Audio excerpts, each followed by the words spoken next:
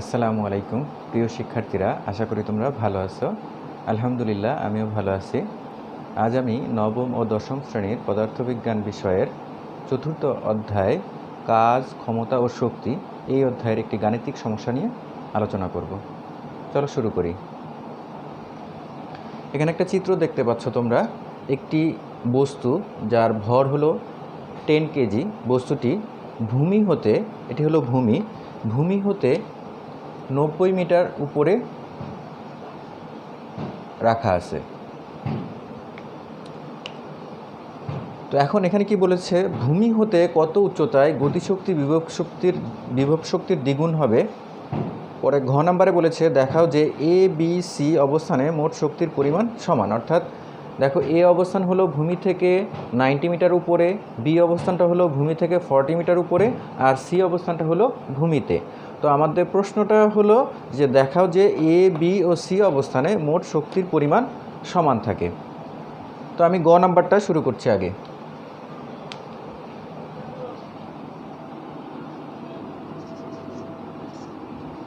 দেখো, এখানে এই প্রশ্নটা সমাধান করার পূর্বে আমাদের কিছু বেসিক আলোচনা করে নিতে হবে। সেটি হলো গতিশক্তি বলতে আমরা কী বুঝি এবং বিভব শক্তি বলতে আমরা কী বুঝি।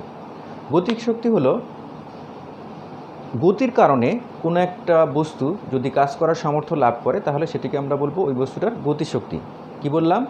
গতির কারণে কোনো একটা বস্তু কাজ করার যে সামর্থ্য লাভ করে সেটি হলো ওই বস্তুটার গতিশক্তি। আর বিভব শক্তি হলো কি?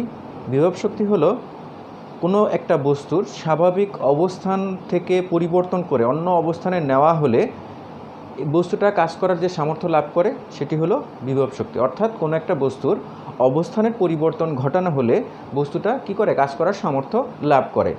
তাহলে এইটাকে বলবো আমরা কি? বিভব শক্তি।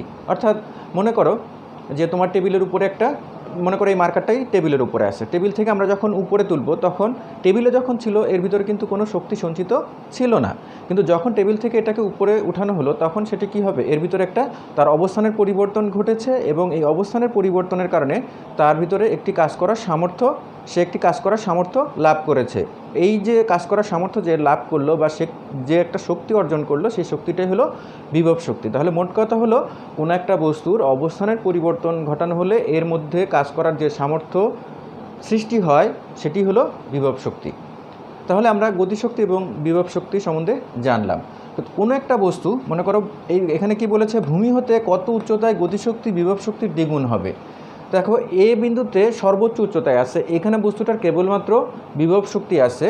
যেহেতু এখানে স্থির অবস্থায় রাখা আছে তার মানে এখানে এই অবস্থানে কেবলমাত্র বিভব শক্তি আছে। এখান থেকে যখন মুক্তভাবে বস্তুটি আস্তে আস্তে নিচের দিকে পড়তে শুরু করবে তখন এর ভিতরে দুই ধরনের শক্তিরই সঞ্চার ঘটবে। অর্থাৎ তার অবস্থানের পরিবর্তন হচ্ছে, যার কারণে তার ভিতরে বিভব শক্তি কাজ করবে এবং বিভব শক্তি থাকবে, এবং সে যে তার গতির কারণে আরও একটি শক্তি লাভ করবে সেটি হলো গতিশক্তি। অর্থাৎ এই অবস্থানে এর ভিতরে কেবলমাত্র বিভব শক্তি রয়েছে, কারণ এখানে বস্তুটি স্থির রয়েছে। স্থির থাকার কারণে যেহেতু গতিশীল নয়, তাহলে গতিশীল না থাকলে সেখানে গতিশক্তি থাকে না, যার কারণে এই অবস্থানে কেবলমাত্র বিভব শক্তি রয়েছে। এরপর থেকে এ থেকে সি পর্যন্ত যতটা বিন্দুই আমরা এখান থেকে নিয়ে আসব, প্রত্যেকটা বিন্দুতেই গতিশক্তি এবং বিভব শক্তি উভয় ধরনের শক্তিই থাকবে, কারণ একই সাথে বস্তুটি তার অবস্থানের পরিবর্তন ঘটাচ্ছে এবং তার গতিরও সঞ্চার হচ্ছে, যার কারণে এই প্রত্যেকটা অবস্থানেই তার কি থাকবে? বিভব শক্তি এবং গতিশক্তি উভয় ধরনের শক্তিই থাকবে। কিন্তু আবার সি বিন্দুতে কেবলমাত্র গতিশক্তি থাকবে। অর্থাৎ ভূমি স্পর্শ করার পূর্ব মুহূর্তে বস্তুটিতে কেবলমাত্র গতিশক্তি থাকবে, বিভব শক্তি থাকবে না। আচ্ছা, তাহলে আমরা এখন এটার সমাধান শুরু করি। আমরা ধরে নিলাম ভূমি হতে এক্স উচ্চতায়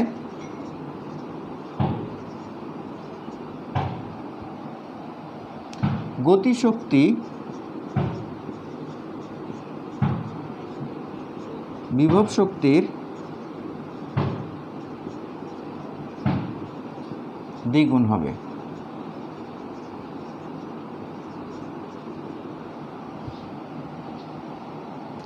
অর্থাৎ দেখো এটা হলো যে এখান থেকে যেহেতু বস্তুটা স্থির অবস্থায় ছিল সেখানে কি ছিল, কেবলমাত্র বিভব শক্তি ছিল।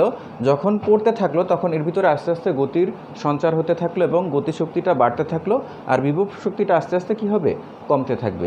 যার কারণে কোনো একটা পর্যায়ে এসে এটার কি হবে, ভূমি হতে আমরা ধরে নিলাম ভূমি হতে এক্স মিটার উচ্চতায় বা এক্স মিটার উচ্চতায় গতিশক্তি বিভব শক্তির দ্বিগুণ হবে।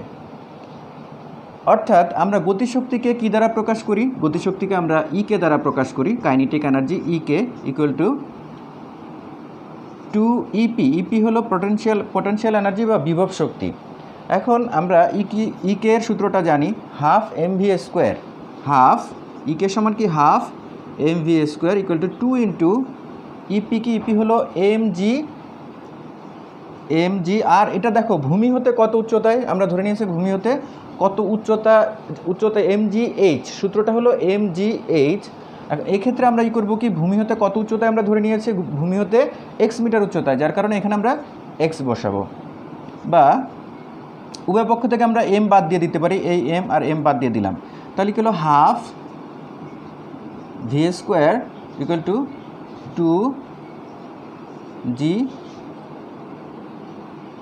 2gx। এখন দেখো আমি ধরে নিলাম ভূমি হতে এক্স মিটার উচ্চতা, আমি ধরলাম যে এইটুকু হলো ভূমি হতে এক্স মিটার উচ্চতা, এইটুকু হলো ভূমি হতে এক্স মিটার উচ্চতা আমরা ধরে নিলাম। তাহলে এইটা কত হবে, টোটাল উচ্চতা কত, 90 মিটার। তাহলে এইটুকু হবে কত, 90, এই অংশটুকু হবে 90 মাইনাস এক্স, এত মিটার। এটুকু সবাই ক্লিয়ার? কারণ হলো যে আমি ধরে নিলাম ভূমি হতে এক্স মিটার দূরত্ব হলো এই পয়েন্ট পর্যন্ত হলো ভূমি হতে এক্স মিটার, তাহলে টোটালটা কত, 90 মিটার। তাহলে এটুকু কত হবে, 90 মাইনাস এক্স মিটার। তাহলে আমার ভি এর মানটাকে, ভি আমরা সূত্র জানি কি, ভি স্কোয়ার সমান ইউ স্কোয়ার প্লাস 2gh। এখন দেখো, বা হাফ ভি স্কোয়ারের পরিবর্তে আমরা কি বসাতে পারবো, দেখো you square plus 2g into, এখানে আমার এইচ কত, অর্থাৎ দূরত্ব, যতটুকু দূরত্ব অতিক্রম করে এসেছে, বস্তুটা যতটুকু দূরত্ব পার করে এসেছে সেটা কত, 90 মাইনাস এক্স। তাহলে এখানে আমরা কি বসাবো, 90 minus x equal to 2gx। একটু উপরে মুছে করতে হবে। এখন দেখো এখান থেকে বস্তুটাকে মুক্তভাবে ছেড়ে দেওয়া হয়েছিল, যেহেতু মুক্তভাবে ছেড়ে দেওয়া হয়েছে সেহেতু বস্তুটির আদিবেগ কত হবে, 0 হবে। মুক্তভাবে অর্থাৎ এর উপরে কোনো বল প্রয়োগ করা হয় না, আলাদাভাবে কোনো বল প্রয়োগ করা হয় নাই। অভিকর্ষের প্রভাবে বা মাধ্যাকর্ষণ জনিত ত্বরণের কারণে এটি কি হবে, নিচের দিকে, মাধ্যাকর্ষণজনিত ত্বরণের কারণে এটি নিচের দিকে চলে আসবে, যার কারণে এর ইউটা হবে 0। বা আমরা এরপরে এখানে করছি হাফ, এটা হচ্ছে 0 square plus 2g into 90 minus x equal to কত হবে, 2gx। বা আমরা এটাকে এভাবে লিখতে পারি, half into 2g into 90 minus x equal to 2gx।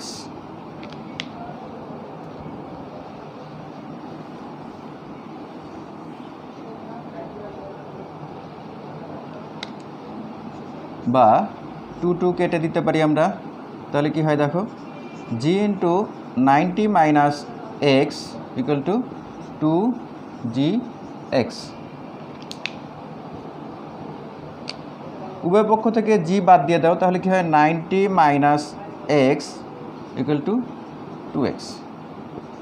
বা তাহলে কি হয় দেখো, 90 equal to 2x plus x, বা 3x ইকুয়াল টু 90, বা x ইকুয়াল টু 90/3। সুতরাং x ইকুয়াল টু 30 মিটার। অর্থাৎ ভূমি হতে 30 মিটার উচ্চতায়, ভূমি হতে 30 মিটার উচ্চতায় গতিশক্তি বিভব শক্তির দ্বিগুণ হবে।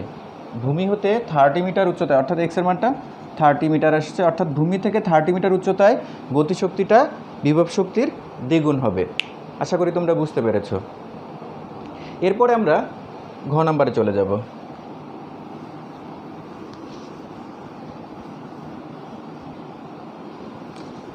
ঘ নাম্বারে কি বলেছে দেখো, দেখাও যে এ বি সি অবস্থানে মোট শক্তির পরিমাণ সমান, অর্থাৎ এ অবস্থানে মোট শক্তি, বি অবস্থানে মোট শক্তি এবং সি অবস্থানে মোট শক্তি এরা কী হবে, সমান হবে। তো মোট শক্তি হলো আসলে প্রত্যেকটা অবস্থানে কি আছে, গতিশক্তি এবং বিভব শক্তি আছে। প্রত্যেকটা অবস্থানে গতিশক্তি এবং বিভব শক্তির যে সমষ্টি সেটাই হলো মোট শক্তি।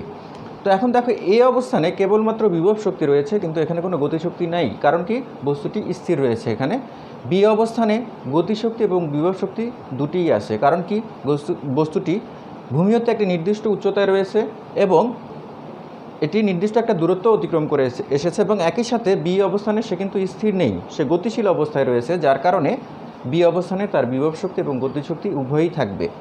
সি অবস্থানে অর্থাৎ ভূমি স্পর্শ করার পূর্ব মুহূর্তে বস্তুটিতে কেবলমাত্র গতিশক্তি থাকবে, বিভব শক্তি থাকবে না। তাহলে আমরা এ অবস্থানে মোট শক্তি, বি অবস্থানে মোট শক্তি এবং সি অবস্থানে মোট শক্তি, প্রত্যেকটা অবস্থানে মোট শক্তি বলতে বুঝবো গতিশক্তি এবং বিভব শক্তির প্রত্যেকটা অবস্থানেই গতিশক্তি এবং বিভব শক্তির সমষ্টি। তো আমরা এখন নির্ণয় করি। দেখো এ অবস্থানে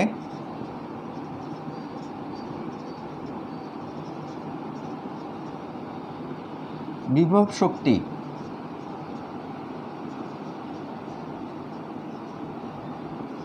ইপি এ ধরলাম আমরা, ইপি এ ইকুয়াল টু কী হবে, M G H.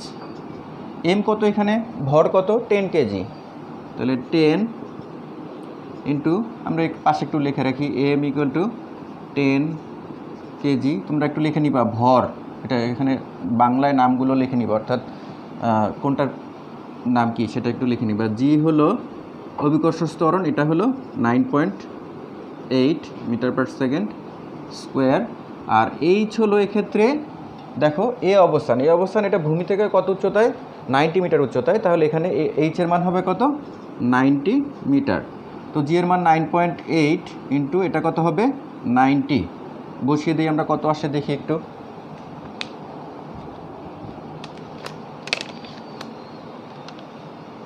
Ten into 9.8 into 90, 8820, 8820 এত জুল।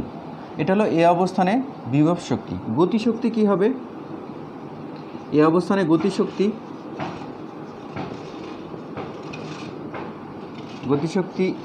ই কে, কাইনেটিক এনার্জি, যার কারণে আমরা ই কে লিখব। ই কে এ অবস্থানের জন্য যেন এ দিলাম, হাফ এম ভি স্কোয়ার।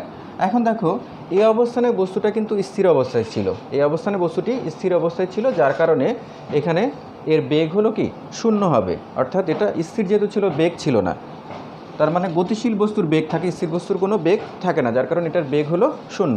তাহলে হাফ ইন্টু এম হলো 10 ইন্টু 0 স্কোয়ার ইকুয়াল টু কত হবে, 0 জুল। তাহলে এই অবস্থানে আমরা বিভব শক্তিও পেয়ে গেলাম, গতিশক্তিও পেয়ে গেলাম, তাহলে এদের সমষ্টি হবে এই অবস্থানে মোট শক্তি। সুতরাং এই অবস্থানে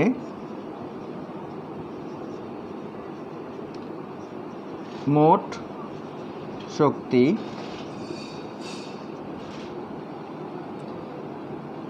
ই এ ইকুয়াল টু দুইটার যোগফল 8820 প্লাস 0 এত জুল ইকুয়াল টু 8820 এত জুল।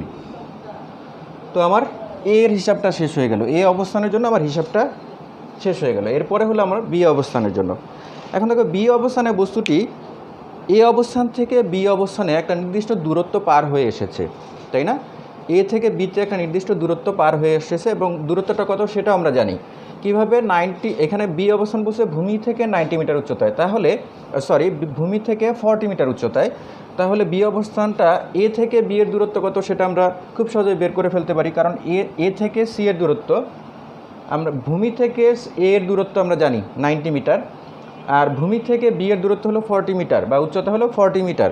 তাহলে এই 90 থেকে এই 40কে আমরা যদি বাদ দিয়ে দিই তাহলে আমাদের এই অংশটা বের হবে, এ থেকে বি এর যে দূরত্ব সেটা বের হবে। আমি একটু লিখে ফেলি।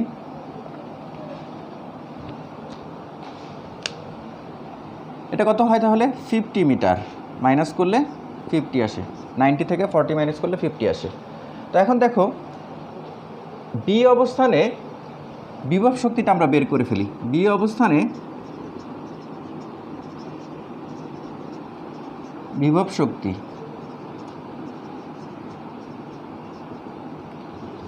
E P B equal to M G H কত, এখানে এম জি এইচ, এম কত 10 কেজি ইন্টু জি কত 9.8 ইন্টু এইচ এর মান কত, এইচ হলো এখানে ভূমি থেকে কত উচ্চতায়। বিভব শক্তি বের করতে গেলে আমরা বস্তুটার অবস্থানটা জানার জন্য কি করব, ভূমি থেকে এটি কত উচ্চতায় আছে, উচ্চতার ক্ষেত্রে আমরা এটি ভূমি থেকে কত উচ্চতায় আছে সেটি ধরব। তাহলে আর গতিশক্তির বেলায় এটি কতটা পথ অতিক্রম করে এসেছে সেই দূরত্বটা ধরব। আশা রাখি তোমাদের মনে থাকবে। এইচ এর মান কত, এইচ এর মান ধরবো তাহলে এখানে 40। তো একটু ক্যালকুলেশন করে দেখি আমরা কত আসে। 10 ইন্টু 9.8 ইন্টু 40,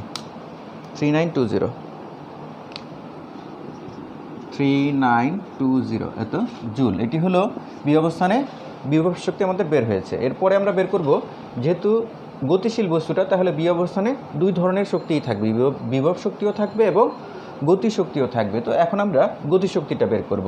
গতিশক্তি বি অবস্থানে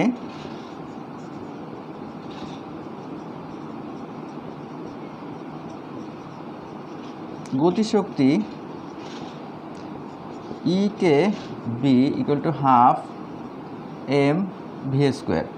এখন এখানে দেখো ভি এর মানটা কী হবে, ভি হলো এই অবস্থান থেকে এই অবস্থানে আসছে তার যে বেগ প্রাপ্ত হয়েছে সেটা, তাহলে half into M into V হলো U square plus 2g into এখান থেকে এটা কতটুকু, এখান থেকে এটুকু হলো 50 ইন্টু 50। তো আমরা মানগুলো বসিয়ে দিই, হাফ ইন্টু এম হলো 10, ইউ হলো 0 স্কোয়ার, 2 ইন্টু 9.8 ইন্টু 50, এত টোটালটা হয়ে যাবে জুল। ইকুয়াল টু দেখি আমরা ক্যালকুলেশন করে কত হয়।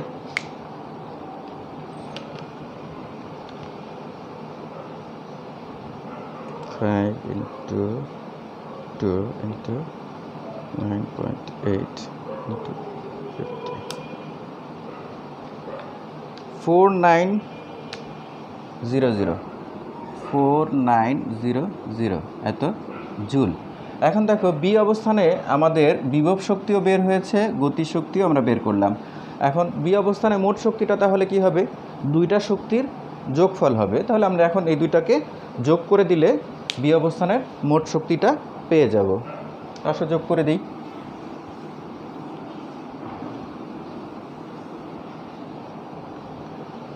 সুতরাং বি অবস্থানের মোট শক্তি ইবি ইকুয়াল টু 3920 প্লাস 4900 এত জুল। যোগ করে দিই, প্লাস 3920 কত আসলো আমাদের 8820 এত জুল। দেখো আমাদের এই অবস্থানেও কিন্তু মোট শক্তিটা 8820 এত জুল এসেছিল। এখন আমরা দেখব সি অবস্থানেও একই মান আসে কিনা, অর্থাৎ মোট শক্তির পরিমাণ এটাই আসে কিনা। সি অবস্থানের ক্ষেত্রে বস্তুটা দেখো, সি অবস্থানটা হলো ভূমি স্পর্শ করার পূর্ব মুহূর্তে। তো এই মুহূর্তে বিভব শক্তি, বস্তুটিতে বিভব শক্তি থাকবে না, পুরোটাই কি গতিশক্তিতে রূপান্তরিত হবে। তাহলে গতিশক্তি বি অবস্থানে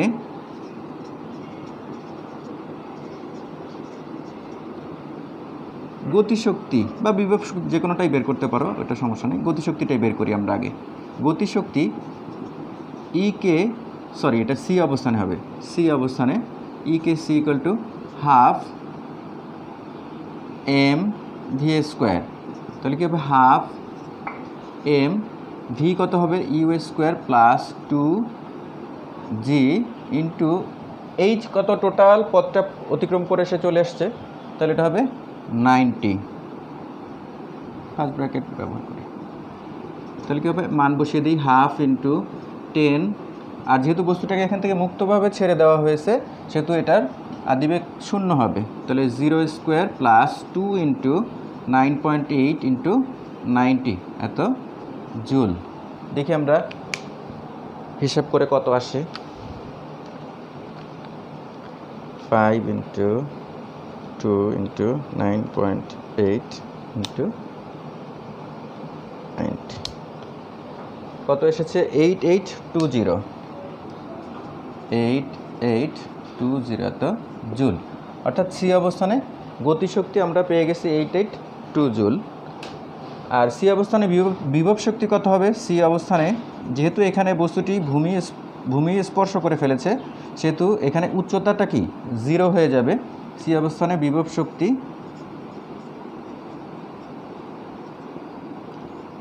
EPC equal to M G H, M কত এখানে 10 ইন্টু জি হলো 9.8 ইন্টু এইচ কত 0, যেহেতু এটা ভূমি স্পর্শ করার পূর্ব মুহূর্তে, তার মানে এটির ভূমি থেকে কত উচ্চতায় আছে, ভূমি স্পর্শ করে ফেলেছে, তার মানে এইচের মানটা কত হবে, 0 হয়ে যাবে, 0 জুল। তাহলে সি অবস্থানে গতিশক্তি পেলাম আমরা, সি অবস্থানে বিভব শক্তিও পেয়ে গেলাম। দুইটা যদি আমরা যোগ করে দেই তাহলে সি অবস্থানে মোট শক্তিটা পেয়ে যাব।